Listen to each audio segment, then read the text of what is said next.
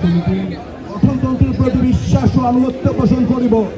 গঠনতন্ত্রের প্রতি বিশ্বাস ও আনুগত্য পোষণ করিব।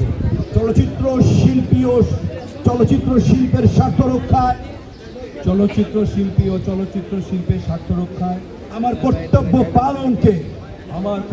পালনকে ব্যক্তিগত স্বার্থের দ্বারা প্রভাবিত হইতে দিব না। ব্যক্তিগত স্বার্থের দ্বারা প্রভাবিত হইতে দিব না। তোর একটা তালি হবে ভাই।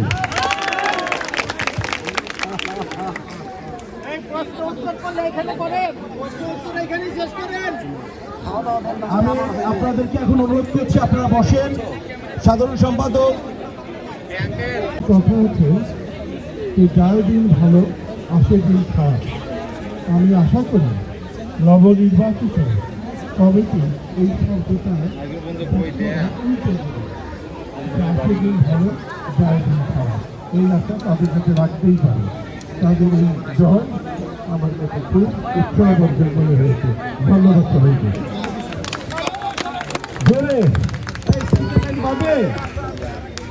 বাবা বললো যে মানে আসে দিন ভালো নাকি, মানে যায় দিন ভালো আসে দিন খারাপ।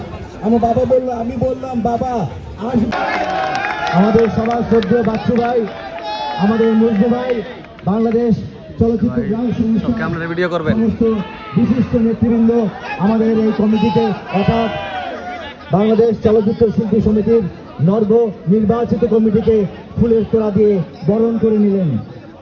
বাংলাদেশ চলচ্চিত্র গ্রাম সংস্থা আমাদের বাংলাদেশ চলচ্চিত্র শিল্পী সমিতির পক্ষ থেকে আমরা তাদের কাছে কৃতজ্ঞতা প্রকাশ করছি।